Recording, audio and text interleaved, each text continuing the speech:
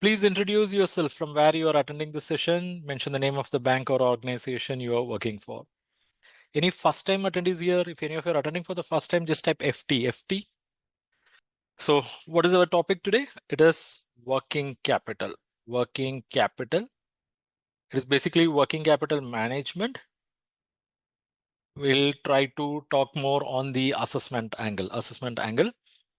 And since there are quite a few first-time participants, I'll just uh, take a 1-minute introduction. Probably Diamond members would have heard it so many times, but please allow me just to give that 1-minute introduction. Okay.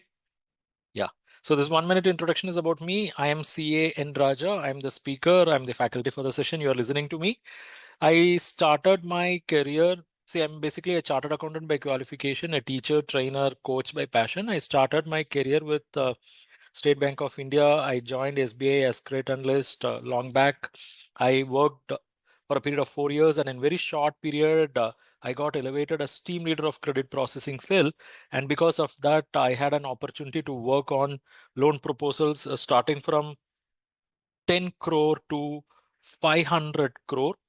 And in the period of 4 years, I worked on 250 plus projects, which is 5,000 crore plus size. So that's the kind of exposure I was able to get in State Bank of India. Then after 4 years, I came out and started my CA practice. I had my practice for a period of 7.5 years, where I focused on project financing and debt syndication. I also started teaching parallelly during this time. I used to teach financial management and strategic financial management for the students pursuing courses like CA, CMA, CS. Then I developed teaching through courses in online platform or using online technology. And thanks to the technology, today we have 3 lakh plus learners learning banking, credit, finance, accounting, and costing through our online courses. And they are spread across 180 plus countries. And to be very true, I don't even know the name of many of the countries, but we have students across 180 plus countries as per the data I have with me. Okay, so this is my background, and now we are directly jumping into the topic. Okay, so what is our topic today? It is working capital. Working capital. Let me start with a small story or a small scenario. Small scenario. Probably whoever have attended today's term loan session, there will be some close resemblance to that. Okay. Now imagine you are starting a business. You are starting a business and you have done some assessment and you understood that you need a capital of 10 crore for starting this. Let us think in big scale. Okay. You need a capital of 10 crore. And luckily, this is the capital you also have. Why you need this capital of 10 crore? Let's say for investing in land and building, plant and machinery, furniture and fixture. So this is what you believe. So land and building, let's say this is around 3 crore and this is around 6 crore. This is around 1 crore. So overall, you have brought in or mobilized 10 crore as capital and you have used that for creating these kind of assets. It means now you have basically created an infrastructure for running a business. Okay. Now, at this point, you have set the basic infrastructure. Let's say a customer walks in. Let's say a customer walks in and he is placing his first order. He is placing his first order. Now, in this occasion, when you receive the first order from the customer, will you be happy or you will be sad? Maybe I'll put it like this. Will you be happy or you will be sad, or more than that, you will be worried? You have set your infrastructure. You have brought in capital, whatever you had, 10 crore.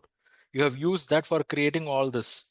And customer walked in, he is placing the order. You received the first order, you got to execute. Whether you will be happy or you will be worried at this point. Yeah, please answer. I mean, if you're happy, just type H. If you're worried, type W. Yeah, it could be mixed emotions, like many of you said. Yeah, Indrani said worried, Narendra both, Debashish happy, Santosh worried, Adil worried, Sneharani both, Balaji, sorry. Yeah, Dinesh is saying mixed feeling, Harish is happy. Yes, it can be. It can be a combination. You can be happy because you got your first customer. Wow, you got your first customer. It means you are ready to set the ball rolling, right? But you will get immediately worried because you will get a question, how I will fulfill the order? How I will fulfill the order? Because he has placed an order. It means I have to deliver goods for him. This order means what? I have to deliver goods. If I have to deliver goods, I have to produce goods. Okay. Or I have to at least do trading, buy and sell. And if I have to produce goods, if I am a manufacturing company, then I have to make use of factors of production. I need a raw material. I need a labor. I need various manufacturing processes. So unless and until I invest in raw material, invest in labor, and invest in other activities, let me put it like other activities, I cannot produce the good. And unless and until I produce the goods, the sale will not happen. Yes or no? The sale will not happen. So here, what happened is I have created a big infrastructure. Maybe I may be having a big building, right? I'm having a big building. I'm having machineries. I'm having furniture. Fine. But if I want to execute this order, what is required is, along with these, what is required is I should also have raw material. For that, I need cash so that I can purchase the raw material. I should also invest in labor so that they will work on the activity. I should also invest in other activities, let's say consuming power, let's say transportation, moving the goods. Let's say I have to invest in fuel. Let's say I have to incur other miscellaneous costs like this. So unless and until I invest over here, this investment will not fetch any result. This will not give me any benefit. Yes or no? How many of you agree with this? There is no point in creating big infrastructure like this without investing in this area. So what is this investment? The investment what I'm going to make in raw material, the labor, the other activities. What is these investments will do? These investments only will help me to produce the goods. And only when I produce the goods, I will be able to sell. And only when I sell, I'll make cash. And only when that happens, my business will start moving. If that doesn't happen, nothing is going to move further. Let me relate this with an example of a car. Okay, I'm going to draw something as a car. Please accept it as a car. Okay, this is a car which we used to draw in our school days. Let's say I want to make use of this car. I want to put this car into business.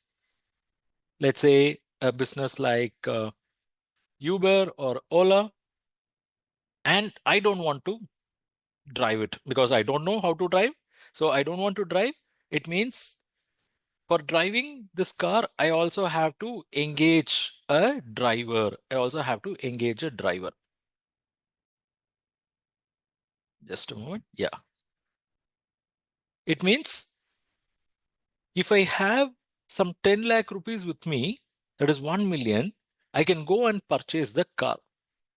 But if I want to ensure this car is going to generate revenue for me, that is, if the car has to generate a revenue for me, it should come out of the showroom.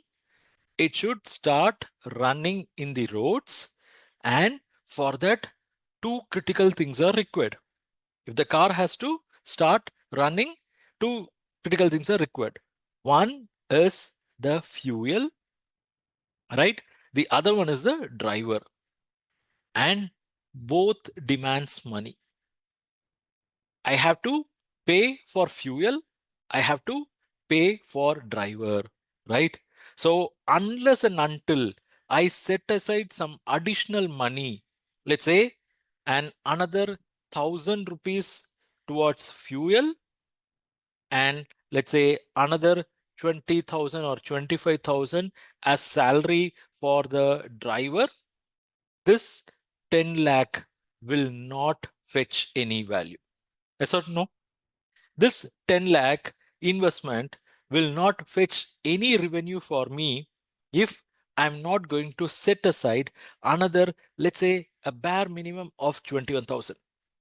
If I don't put this 1,000 rupees fuel, the car is not going to come out of the showroom or it's not going to run. And if I don't engage a driver and if I'm not ready to pay him, let's say this driver demands salary upfront, then unless and until I spend this 20 plus 1, 21,000, this fixed asset will not generate any revenue for me. So for buying this car, I have brought in a capital, which is long-term capital, or I can call it as even the fixed capital. But if I want to ensure this car is going to run, this car is going to generate revenue, then in addition to this, I should also invest in some small capital so that the car will start running and it will start generating revenue for me. So the capital which I have to set aside to ensure the car is going to work on a daily basis is called as dash capital. What it is? Please fill the blank. The capital which I have to set aside to ensure this asset is going to work for me on a daily basis is called as working capital. Okay, this is a very basic elementary introduction for working capital anyone can give. Or we can also call it, like Dinesh is saying, we can also call it as a running capital. Okay, so working capital is the capital required for day-to-day running of the business. Day-to-day running of the business. And here, what we have understood is it is not sufficient that you just invest in infrastructure. You should also invest in all this. Only then you will be able to move further, right? So let me reproduce that here. Let's say I got this gyan. I understood that we should set aside some additional capital. Only then our business will have day-to-day running. So I'm bringing some additional capital, let's say in the form of a cash. So now I have cash. Now what I will do, I will use this cash and go and purchase raw material. Assume it is a manufacturing business unit. Okay, I will purchase raw material. Then what will happen to this raw material? It will be taken to a production process. Okay, so when it is taken to production process, the raw material will get converted or it will be in various stages of production. So technically we will call that as work in progress. We will call it as what? Work in progress. And when the work in progress is completed, what we get is finished goods. What we get is finished goods.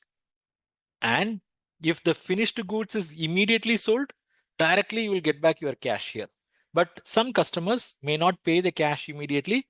They may demand credit. So if customers are demanding credit and if you're selling to them, you are not going to create cash.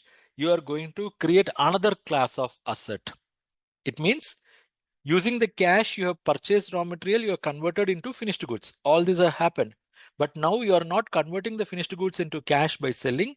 You are rather creating a different class of asset. What it is? Unrealized credit sales, right? You have sold on credit, but that money is yet to be realized. So unrealized credit sales is called as dash. Is called as dash. What is the answer? I could see, yeah, some of you. Yeah, Ajay, Nitish, Santosh. Yes, we are creating a new class of asset called debtors. Debtors are those customers who have purchased goods on credit, but they are yet to make payment. It means they are within the credit period, or they are even outside the credit period, but they have purchased goods on credit, they are yet to make payment. Okay. Then what happens? Eventually, these customers will make payment. So you will get back the cash. So what happened?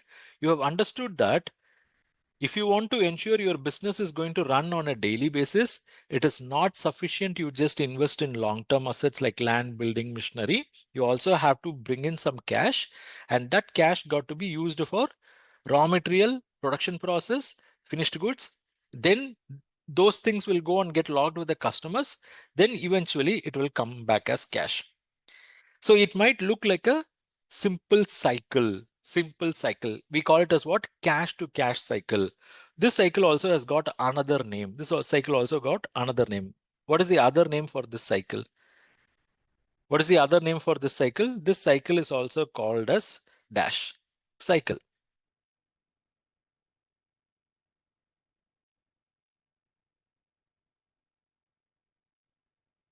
This cycle is also called as operating cycle. This cycle is also called as operating cycle.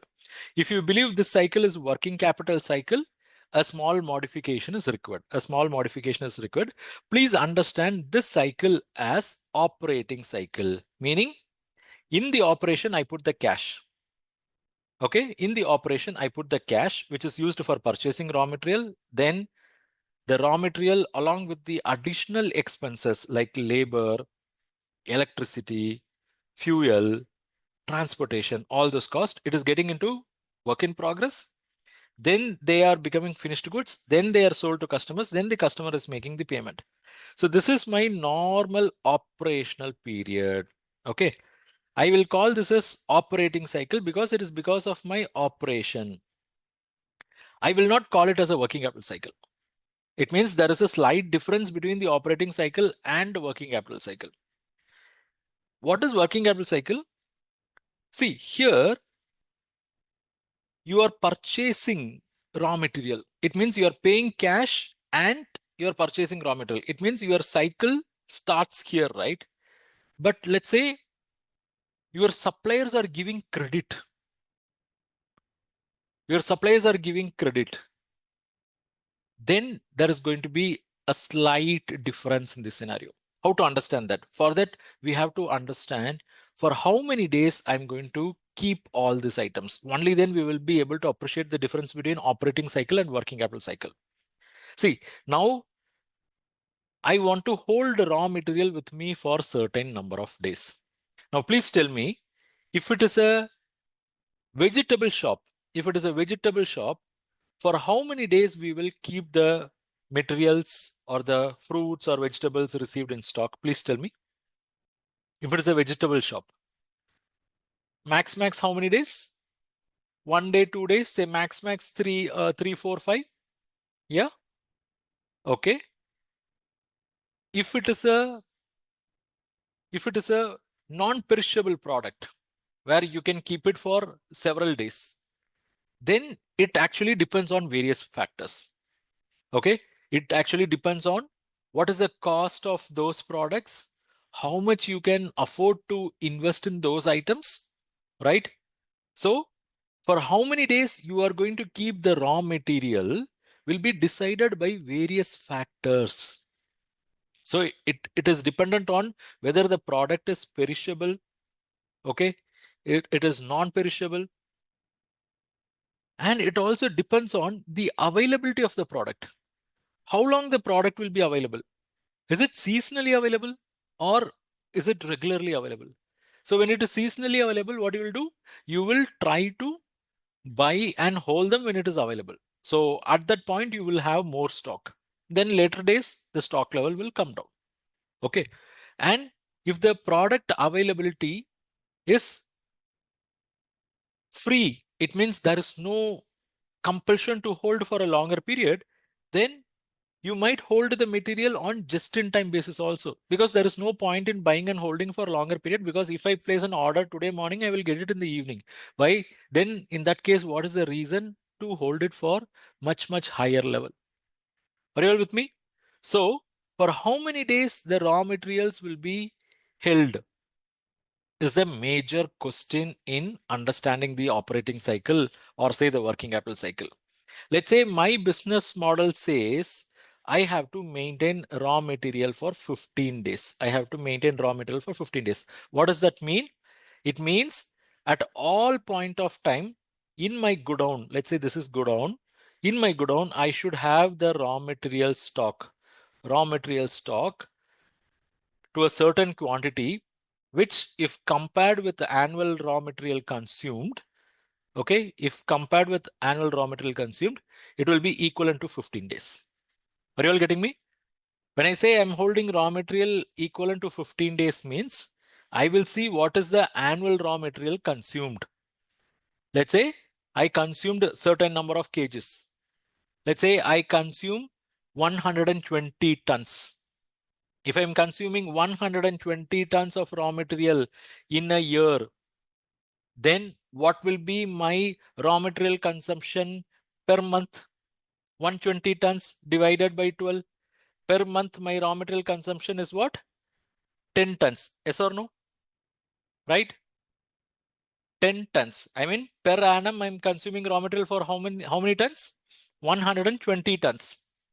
It means per month, I will be consuming 10 tons. And here I'm saying I will be maintaining raw material equivalent to 15 days. It means how much raw material will be in godown all the time? All of you, please tell me. My godown will always have raw material equivalent to 5 tons. Maybe if I express this in value, let's say 1 ton is 1 crore worth of raw material, then 5 ton means it is 5 crore worth of raw material. It means my business model says I should always have 5 crore worth of raw material. I repeat once again. Please, all of you listen to this. My business model says I should always have 15 days worth of raw material. So some will wonder, what is this 15 days? What is this concept 15 days? Why I am saying the raw material in days terms? For that only I am giving you this information. If this business consumes raw material for one full year at 120 tons, one full year raw material consumption in production is 120 tons. It means per month they are consuming 10 tons, 120 divided by 12. Per month they are consuming 10 tons. It means half a month they will be consuming 5 tons. So 5 tons worth of raw material is what in their godown. And this 5 tons equivalent value is 5 crore.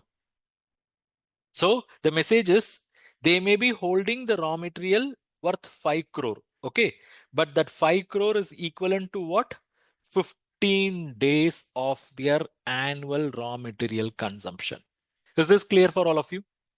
Is this clear? Just type clear. Because from here only we are going to build on things. Okay, Riyat. So if I am saying 15 days, it is derived in this fashion only. Okay. Now the question is, why 15 days? Why not 10 days? Why not 20 days? Probably it is based on their inventory management practices. Every organization will have their own inventory management practices. They will have something known as economic order quantity. They will have something known as economic order quantity. And you know what is the beauty of this economic order quantity?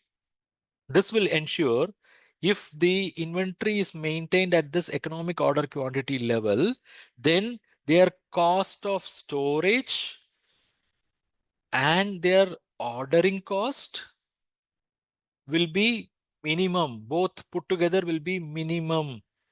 So many organizations will arrive at the raw material holding level based on this economic order quantity computation.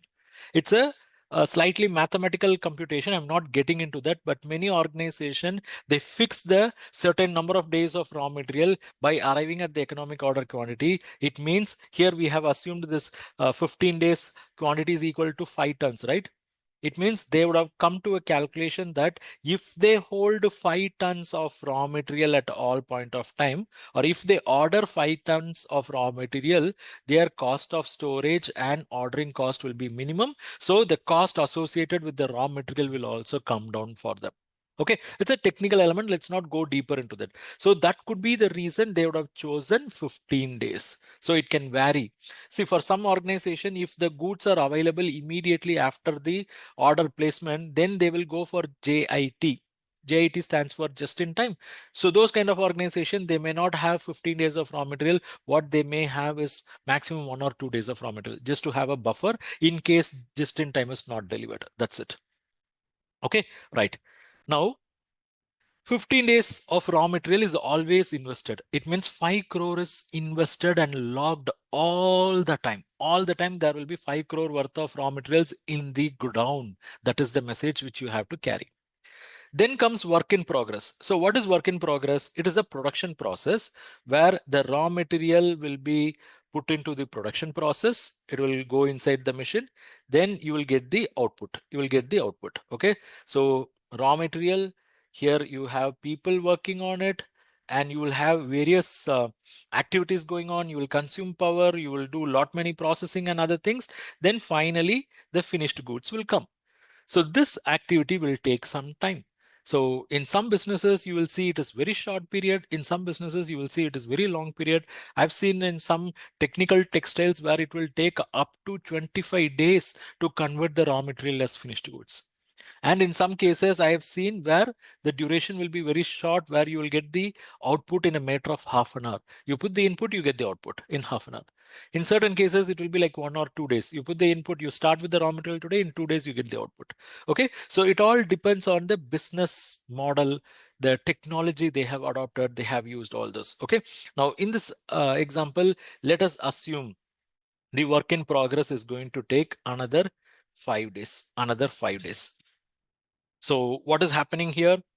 I'm putting money in raw material, and that is locked for 15 days. Then for another 5 days, that money along with additional money for labor, for let's say for labor, for manufacturing cost, for power and fuel cost, another 5 days is gone.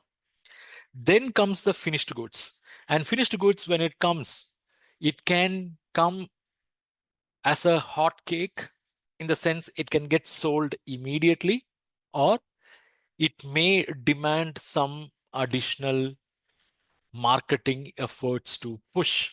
So not all the businesses will be in a position to sell the finished goods immediately. They may take time. They may take time. Let's say, for example, textile. We'll take the textile itself. And we have a classic participant here. I think Naveen from dairy industry. Naveen, please tell me, what is the raw material holding period, work in progress period, and finished goods period? For how many days you will be holding the raw material? How many days it takes for your organization to convert that as finished goods? And I believe your finished goods will not hold for a longer period. Naveen, if you're there, you can just give your answer. So, okay, Naveen is saying it's around 7 to 15 days. So we were almost twice of that. And finished goods will be held with the company maybe for two reasons.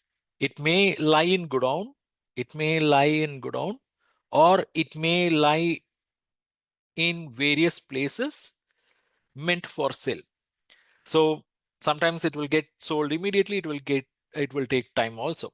Let's say it is going to take 10 days time for me to finish off, sell off these finished goods. So what is happening now? The cash what I have brought in, invested in raw material, got locked for 15 days. It got logged in work in progress for 5 days, and it got logged as finished goods for 10 days. It means already 30 days my money is locked. Then eventually I find a customer, but that customer says he wants credit. He says he will pay after certain number of days. Let's say this customer is demanding 15 days credit. This customer is demanding 15 days credit.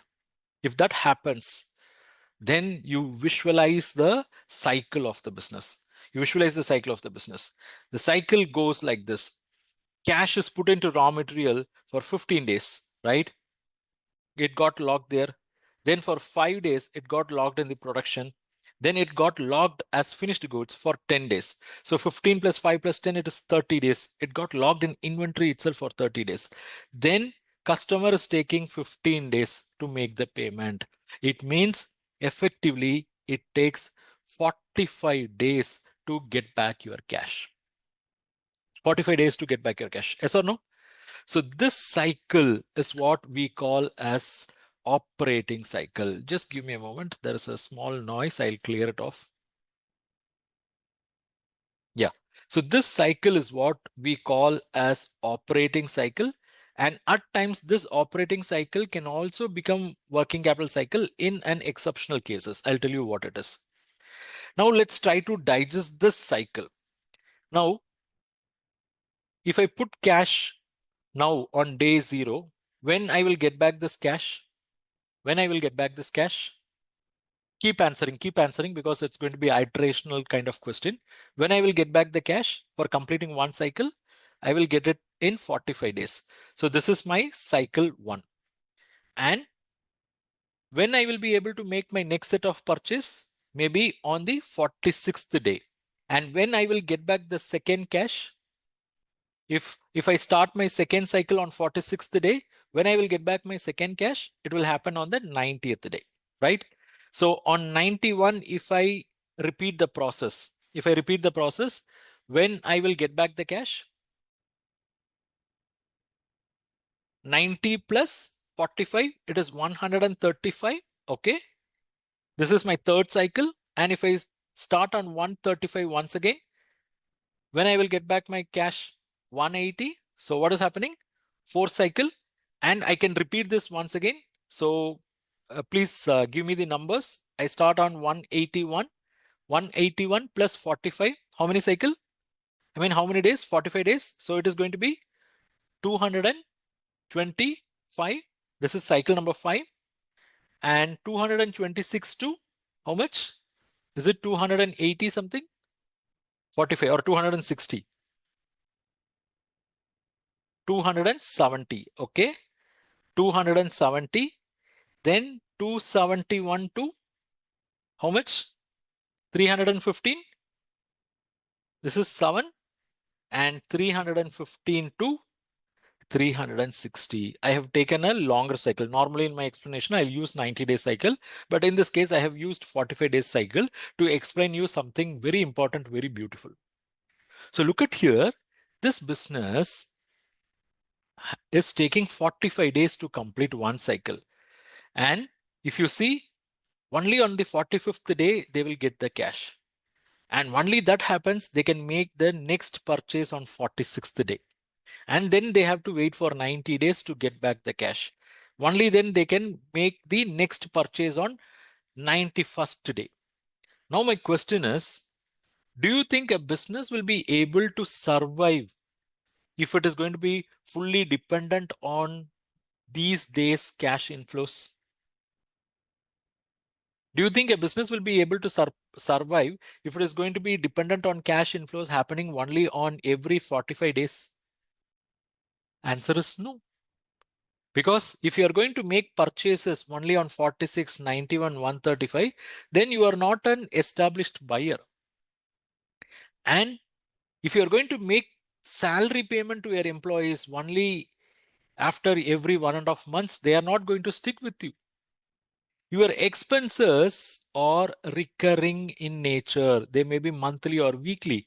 And your income, or say the inflow, is as per the cycle, as per cycle. And in this model, we cannot survive. If you want to survive like this, and then if you want to grow like this, you have to make continuous noise in the market. You have to make continuous noise. In the sense, you should be a regular buyer. You should be a regular seller. You should be a paymaster. You should pay your expenses. You should pay your employees, everyone on time. But nothing will happen if you are going to be dependent on this.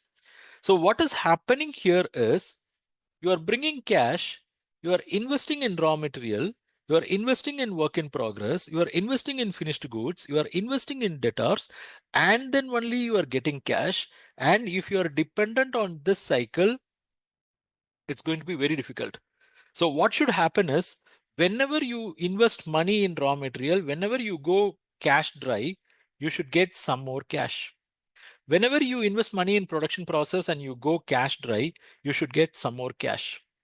And whenever the money is getting locked with the finished goods, debtors, and whenever you go cash dry, you should get some cash. you should get some cash. Now the question is, who will give this cash? Who will give this cash? It is easy to say you should get some cash whenever you are investing money here. But who will give this cash?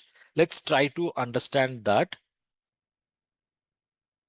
See, so basically what is happening, if we want to run our show successfully, we have to invest in inventory.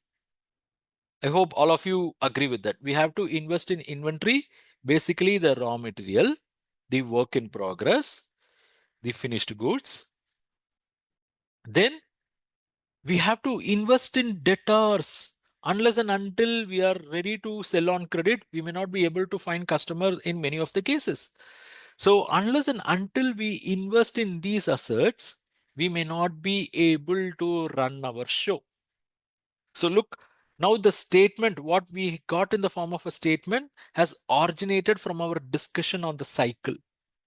We started our discussion by trying to understand the operating cycle. We understood that money is getting logged in various stages.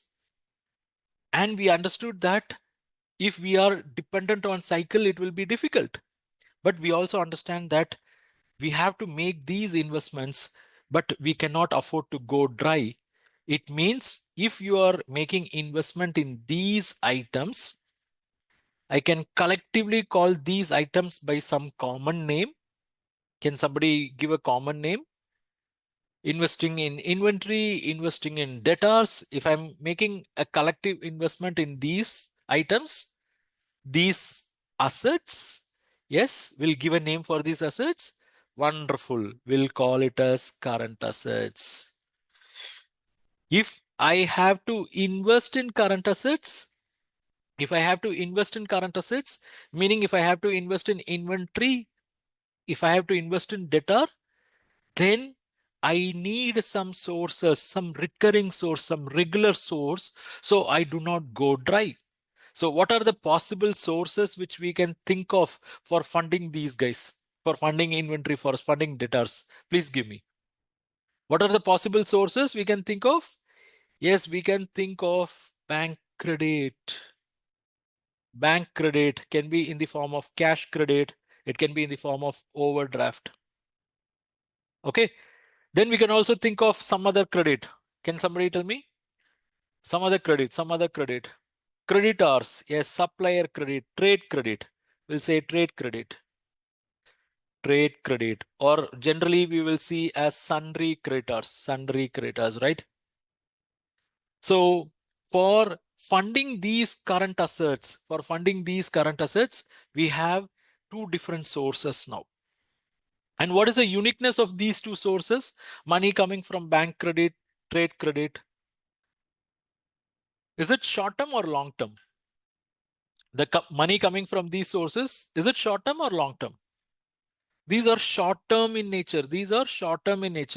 So I want to give a technical name for these money. Can you give a technical name?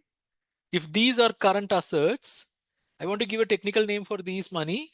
Yes, the technical name for this money is current liability.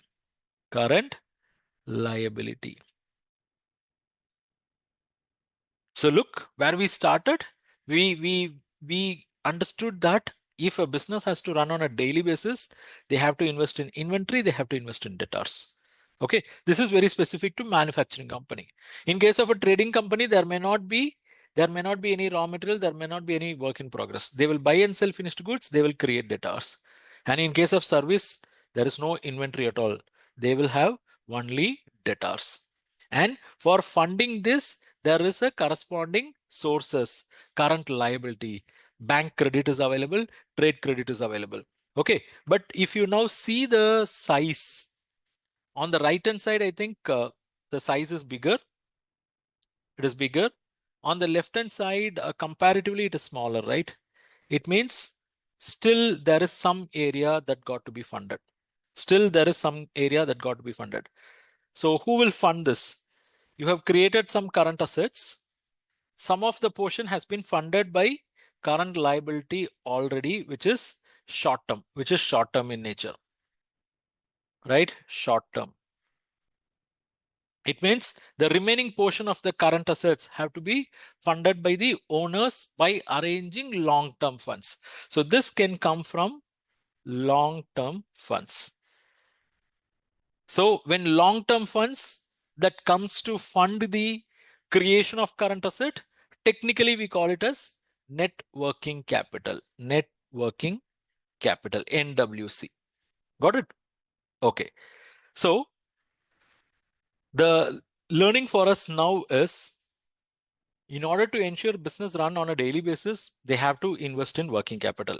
And for investing in working capital, funds can come from short-term sources and long-term sources. When funds come from short-term sources, we call it as current liability. When funds come from long-term sources, we call it as net working capital. I'll just touch on that. Now listen carefully. This current asset has got another name called gross working capital. Gross working capital. And how did we arrive at the net working capital here? We took the total current asset. Okay, let me give some number. Let's say the raw material, work in progress, finished goods all put together is around 50 crore and debtors is 50 crore. Okay, so that makes total current assets of 100 crore.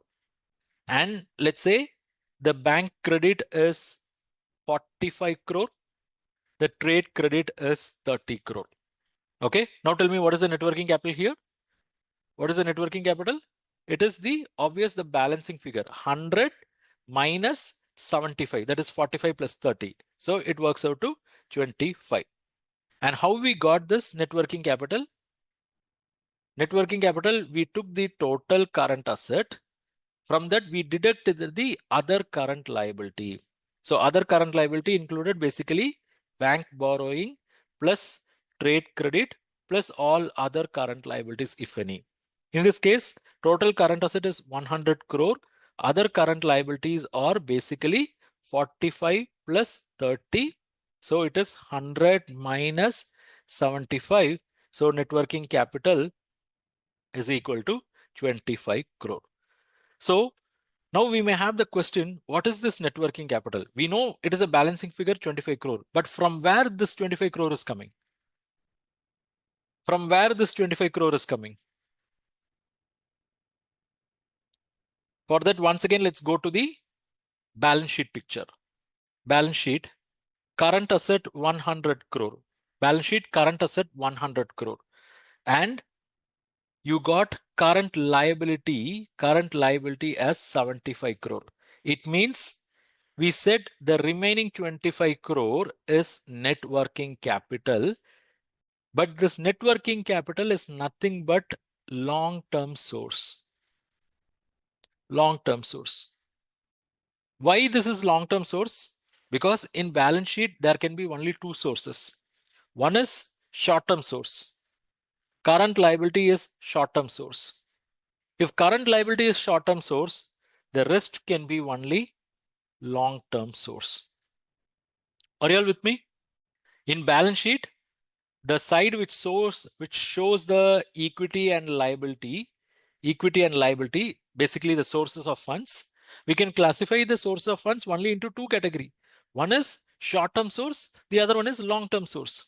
If the 100 crore of current asset is funded by current liability, meaning 100 crore is funded by short-term source of 75 crore, then obviously it means the remaining 25 crore is funded by long-term sources only. So this long-term source can be a combination of term loan. It can be a combination of profits or retained profits. It can be a combination of capital. So look at here. This business has created a current asset of 100 crore. For that, it raised 75 crore through short-term funds, 25 crore through long-term funds. This long-term fund can be any money, a combination of a term loan or retained profit or the capital contributed by the owner. Now, to give you a even more finer picture, Let me just demonstrate that here. Look at here. This business has a capital of 10 crore. Okay. Reserves and surplus of 5 crore. 5 crore. And it has some long-term debt.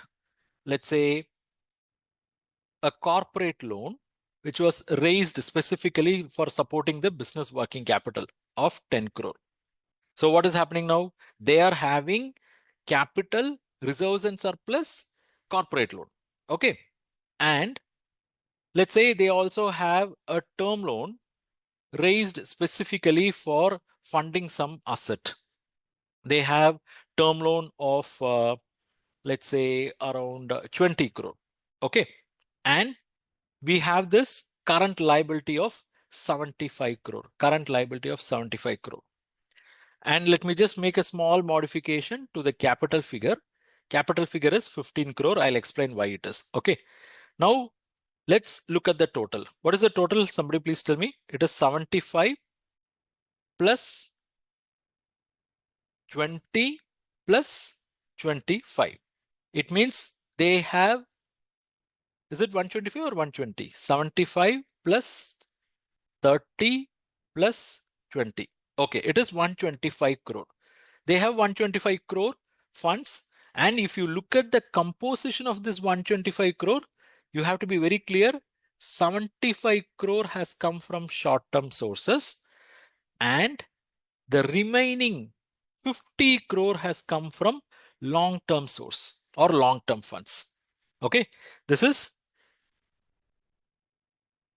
let me clear. This is short-term source and this is long-term source. And how they have used this for current asset 100 crore. For current asset 100 crore. It means they have spent some 25 crore on fixed asset or some non-current asset. So their balance sheet is tallied. Now please digest this. This business has invested 100 crore in current asset. And if you ask me what is the source for this 100 crore, it is 75 crore of short-term source and 25 crore has come from long-term source. What is the exact long-term source? I may not be able to map. Why? Because they have the overall long-term source of 50 crore, right? Overall long-term source of 50 crore. Maybe we can say out of this 50, they have used 25 for creating fixed assets. Yes or no? They have, what is the total long-term source? They have total long-term source of 50 crore. Of the 50 crore, they have created fixed asset worth 25 crore. It means the remaining long-term source is used for funding current asset. Yes or no? Yes or no? They have 50 crore. Of that, 25 crore has been deployed here. Another 25 crore has been deployed here. It means this current asset of 25 crore is funded by 75 from here, 25 from here. That's why we say net working capital is equal to current asset minus current liability, because we may not be able to map it exactly which long-term funds has been used. Maybe when they raise the fund, they know very clearly. Okay, so we say 100 minus 75, net working capital is 25, which has come from long-term funds. Long-term funds is a big bucket. In this case, if you see, the long-term funds is a big bucket. Yes. And where is the bucket?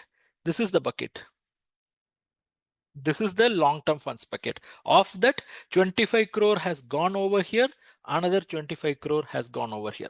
Is this clear, all of you? Please type AC if clear.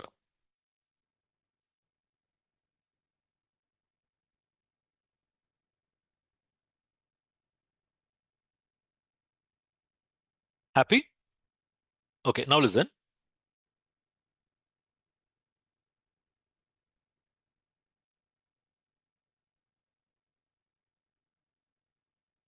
Okay, why we got into this discussion? I mean, we were basically looking at the sources of funds. So current assets can be funded by various sources. One is net working capital. Net working capital is nothing but long-term funds. See, the mathematical formula for net working capital is very simple. Current asset minus current liability. But the understanding is this is basically the long-term funds like this, which had come for building the current asset. Then the other source for funding the current asset can be the components of the current liability, which can be like trade credit or supplier giving credit. Okay. Then comes the bank fund. Then comes the bank funding.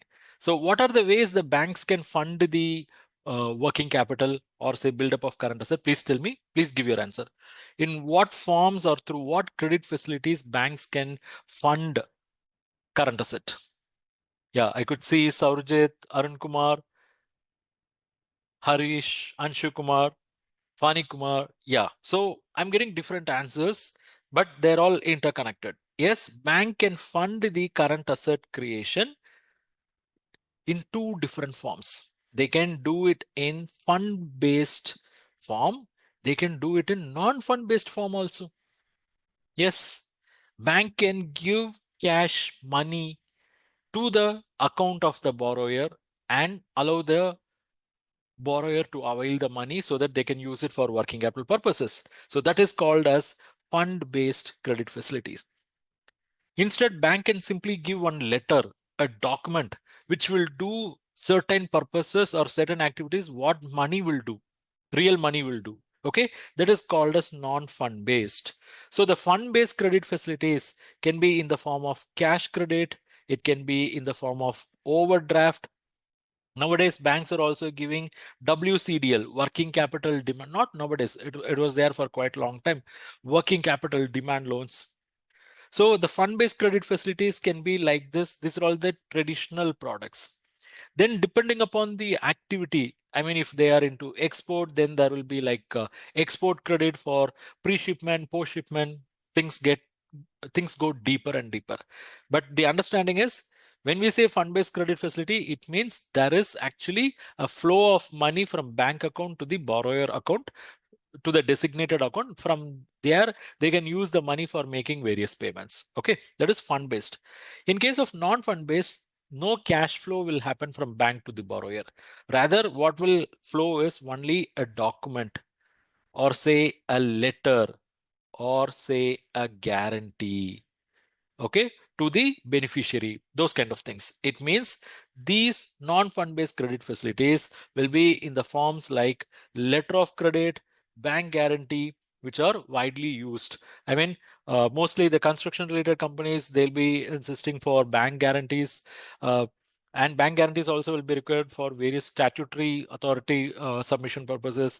Letter of credit, you will see mostly in international transaction where the buyers and seller are in different geographies. So there will be lack of trust among both the parties. So to cover that. So these are all the fundamental. I'm not going deeper into the intricate products or intricate facilities. I'm just giving you the layer level understanding. It means current asset has to be, I mean, current asset can be funded by bank in fund-based form, in non-fund-based form. So within LC, yeah, like Anshu Kumar was saying, it can go into various subdivisions. Okay. So now we have reached to a point that bank is funding the current asset. So why bank is funding the current asset? Why bank is giving cash credit? For that you need a knowledge of all this. Are you able to appreciate now? See, where we have landed now, we have landed on the discussion of cash credit overdraft. Why they are giving? Because it is fund-based facility. Fund-based facility for what? Because it is coming under bank funding. Bank funding of what? Current asset. Why current asset? Current asset because business has to invest in current asset. Why they have to invest in current asset? Only when they invest in current asset, they will be able to do their day-to-day activities. Only then they will be able to complete the cycle. Only then they will be able to make profit. Are you all getting me? Only then they'll be able to make profit. And here I said there is one beautiful concept which we have to understand. See, here this is the cycle.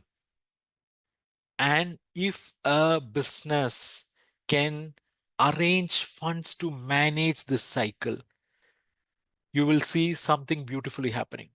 See, for 45 days, this business has to starve without cash, right? In that place, if it is arranging cash credit, what will happen? It can it can sustain the 45 days without being dependent on this cash. Yes or no? It is going to lock its money for 45 days.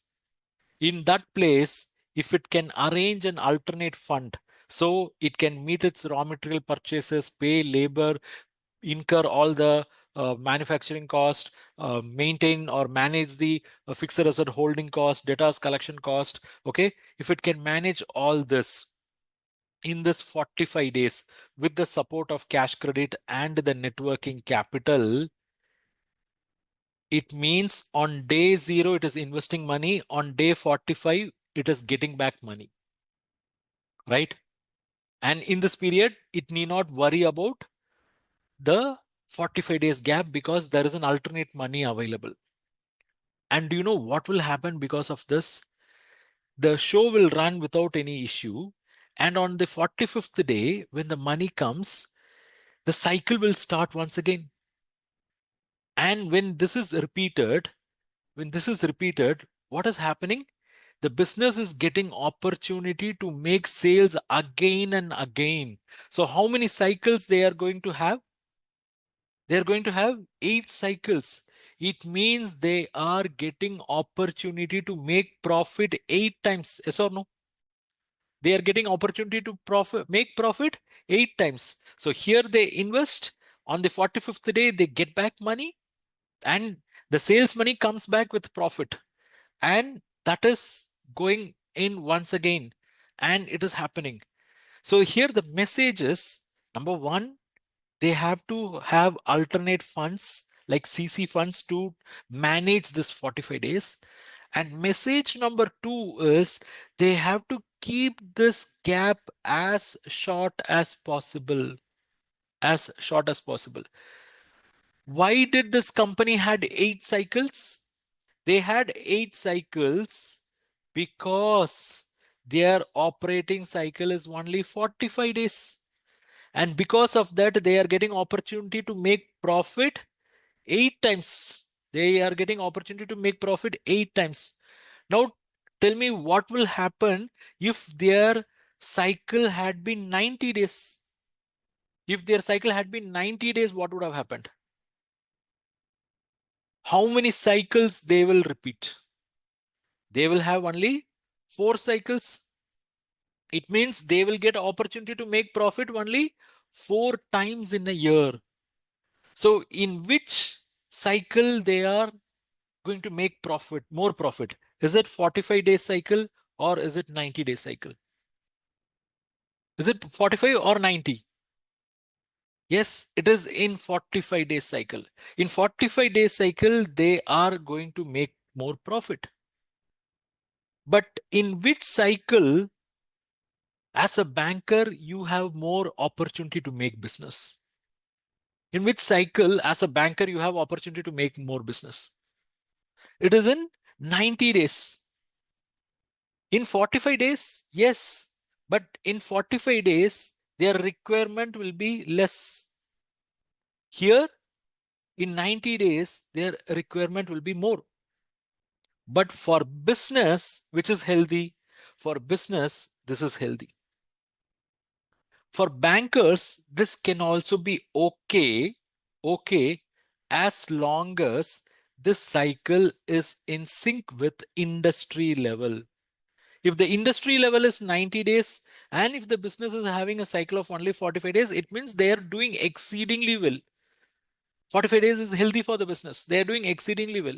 If the business cycle is 90 and if the industry cycle is 90 and if the business is having only 45 days, it means they are outperforming the industry.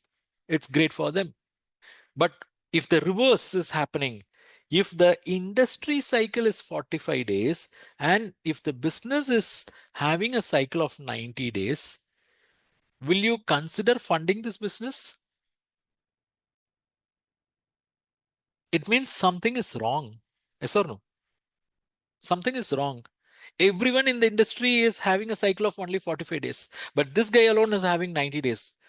It could be on account of high debtors.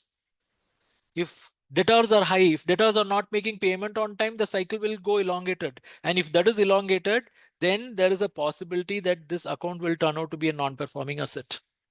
It can become non-performing asset. Okay, so it is very important you understand what is their operating cycle, not merely computing. See, because we just computed 45, the 45 can become a normal cycle if the industry cycle is 45 and if the company is also having 45, it is good. But if the industry cycle is 90 and if they are having 45, it is great. So you cannot come to a conclusion whether the cycle is good or great just by looking at its standalone numbers. You should also compare it with the industry level. You should compare it with the past. Okay, you should compare it with industry. You should compare it with peers.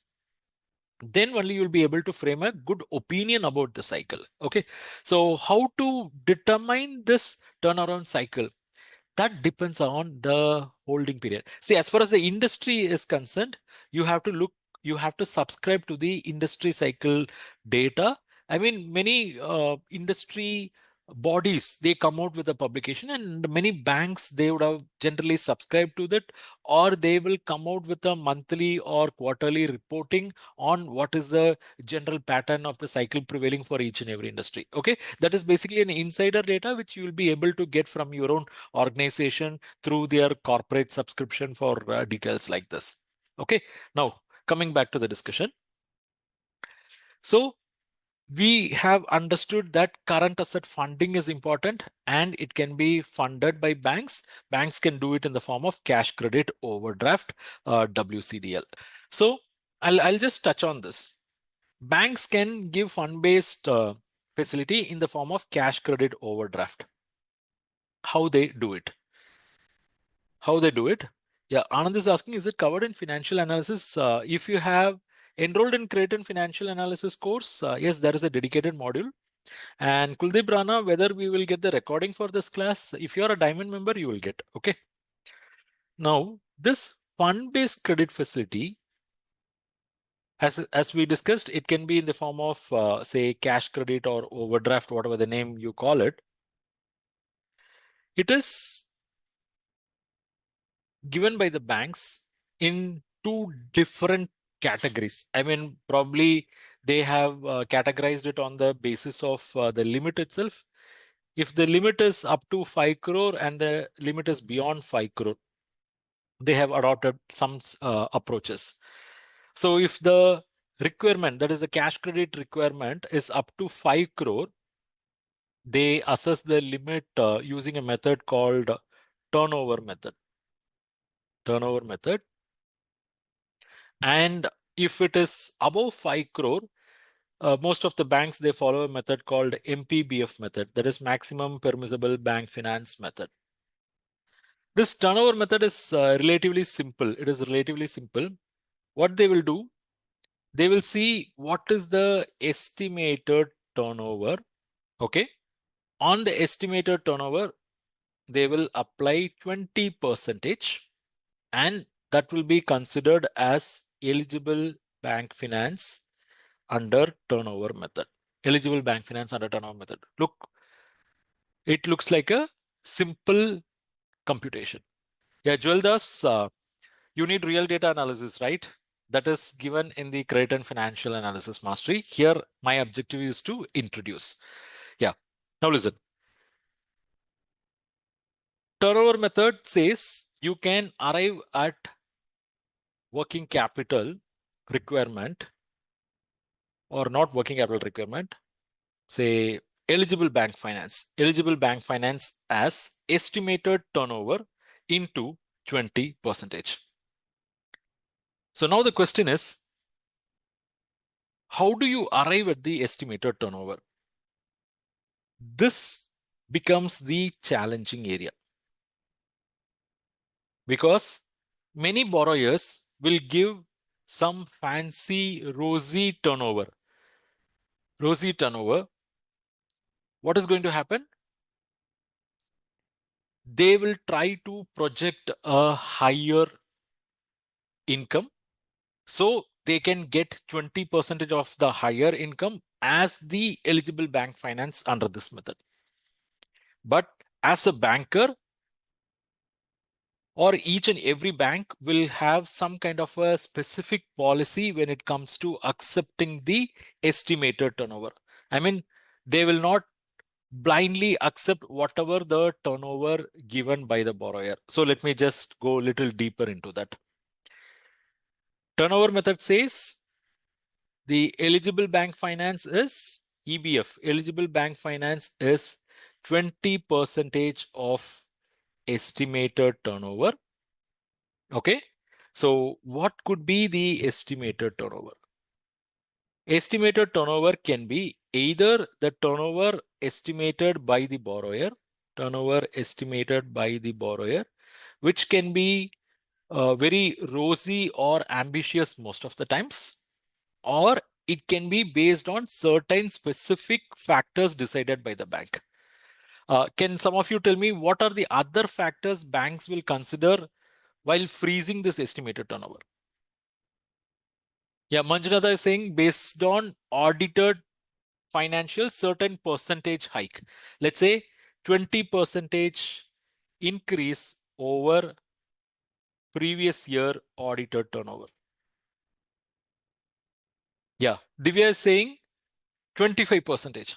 Okay, so some banks, I've seen some banks have a policy saying 25% growth over average data.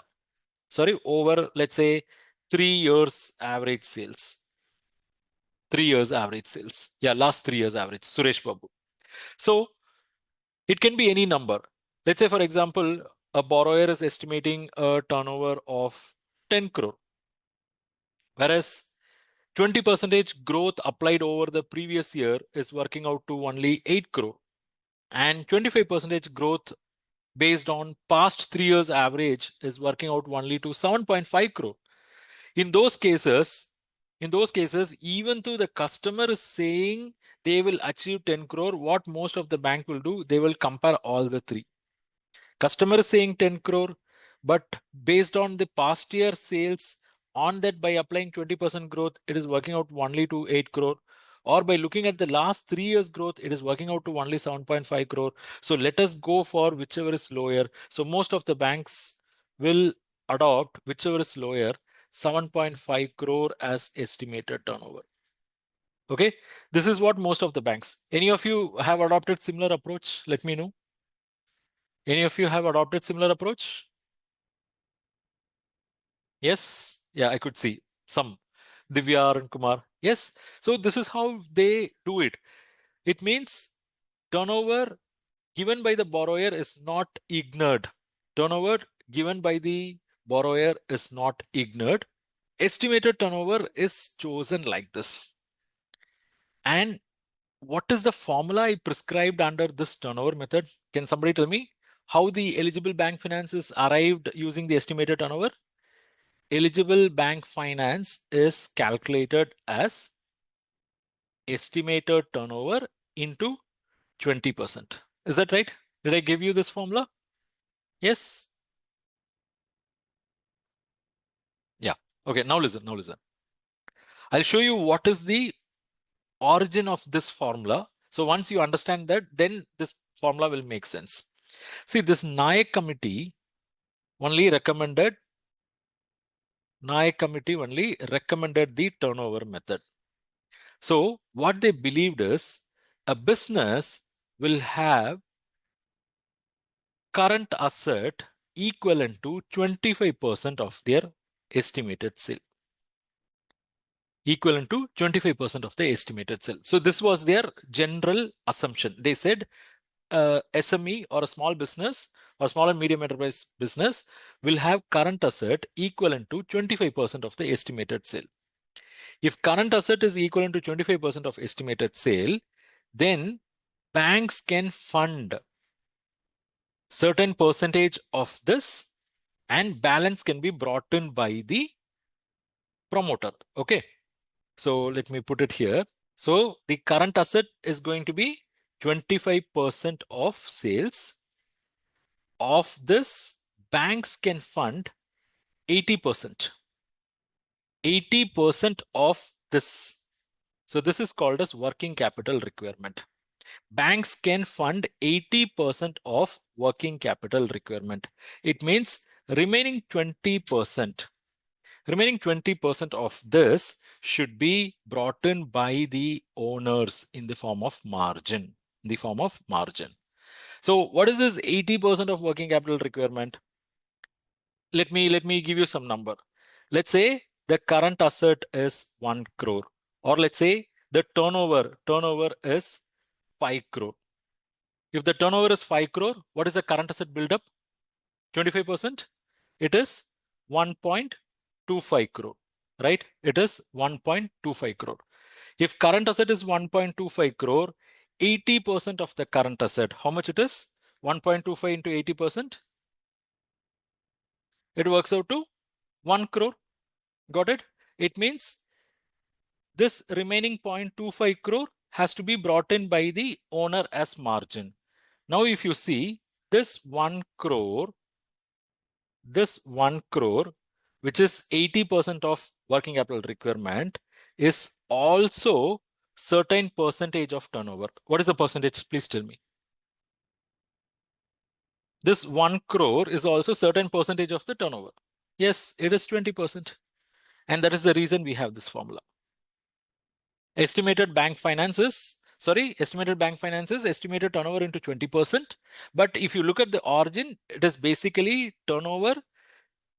25% of the turnover is considered as current asset, and 80% of the current asset, that is working capital requirement, is funded by the bank, which is 1 crore, and that translates as 20% of the turnover. And do you know why they have assumed it as 25%? Any idea? Why they have assumed the estimated current asset as 25%? It means they made one rough assumption. 25% of annual turnover. 25% of annual turnover. Annual means how many days?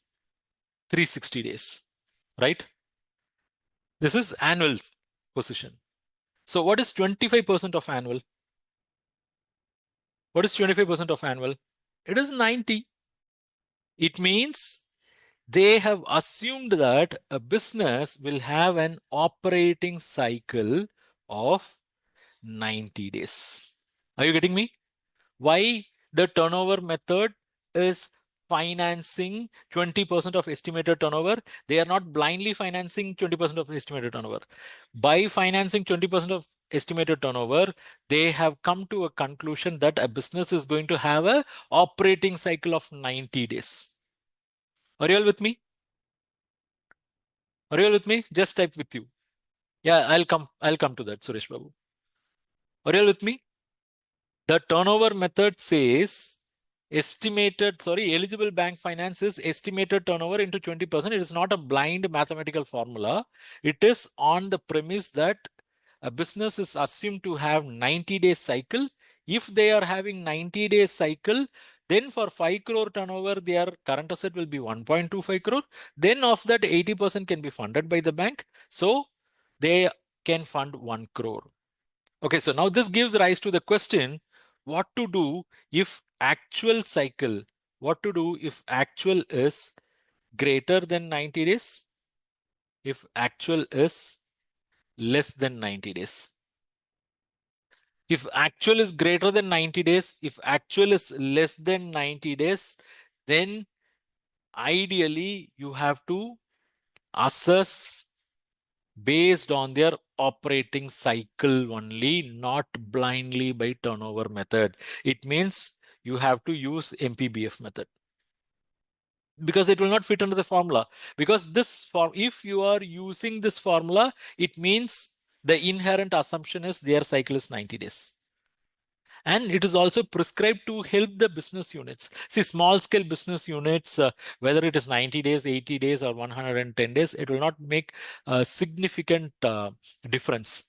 But for big business, for large scale business, when you are lending in crores, it will count. There's a saying, if you are underfinanced, if you're under financing a unit, for sure they're going to get into trouble.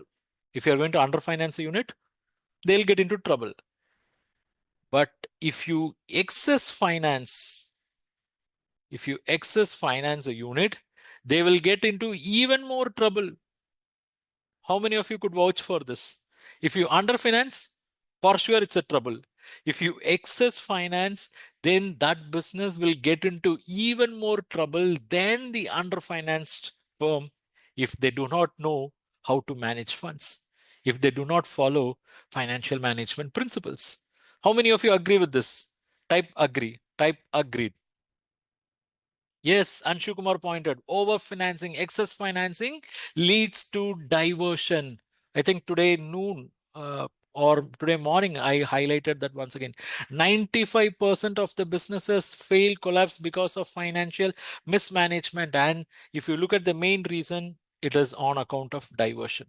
Diversion of funds raised for one purpose, but being used for other purpose. Diversion of short-term funds for long-term purpose. Okay, so answering the question Suresh Babu raised and many other raised, if the actual cycle is greater than 90 days, if the actual cycle is less than 90 days, and if it is very, very different, let's say actual is only 30 days, but this method assumes 90 days.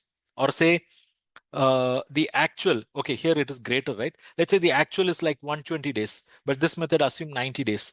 If you assess as per the turnover method, then it will lead to under financing. Yes or no? This will lead to under financing because their cycle is 120 days and you are giving them semi-oxygen 90 days. They'll land in trouble. They will suffocate and they will always be in trouble. They will never have peace of mind. They will never be able to run business smoothly. And at some point of time, they'll collapse. But let's say the actual cycle is only 30 days. Okay. And you have given funding for 90 days. Do you know what will happen? First few days, they'll not know what is happening. Then they will realize that they got excess financing, which is equivalent to 60 days of their requirement. So they don't have any matching purpose. What they will do? They will start diverting. I mean, it will happen unintentionally. They won't do it intentionally because whenever they see their cash credit account, there will be unutilized amount. There will be a lot of money lying idle, unutilized. And if it is lying idle, the bank will levy commitment charges why you are not using. So they will start using. They'll start using for unnecessary purposes. And that's how the diversion starts. Okay. So if it is greater, then please go by what is their cycle. If it is less, go by what is their cycle. If not, you are actually putting them into trouble, and this could be even more. I mean, never ever do excess financing. It can be even more harmful, and the staff accountability issues will be severe when you do this. Right? Are you all with me? Yeah, sometimes they'll buy raw material in bulk for better rates. See, that is part of the inventory management.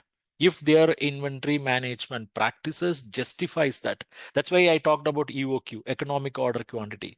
If ordering in bulk is helping them to save on their overall inventory management cost, then that gets justified. And that's what many seasonal industries does. Okay, that's what many seasonal industry does. Right? Are you all with me? So once again, I repeat, if actual cycle is 120 days, and if you are going by turnover method and if you are giving them credit only for 90 days, it means you are under financing the unit. You are under financing. It means that unit will never get what they exactly want. They'll get only 2/3 or they'll get only 3/4. It means there is always a shortage and they will never be able to do their business with peace of mind peacefully at all. Let's say their actual cycle is only 30 days, but you are following this method and giving them credit for 90 days. See, if you are following turnover method, it means you are giving credit for 90 days. That's it. Okay. It means you have given credit for another 60 days, which is a case of excess financing. And excess financing, initially, they'll not know that they are excess financed because they have financed as per the scheme, as per the rule. But the 60 days money lying unutilized, then gradually they'll start using it for unnecessary purposes. Then they will start diverting. They will start investing in fixed asset, or they may give it as loans and advances, and the money will eventually go out of the business itself. Then getting back that money becomes absolutely difficult. Okay, so that's the understanding of this method. So please understand, turnover method, the formula is prescribed to help the business units, the small scale business units, to get credit facilities easily without going through a complex calculation or elongated approaches. But when you do this assessment, when you are doing 20% of estimated turnover, you are giving them 90 days credit. So just ensure they do not fit in any of this.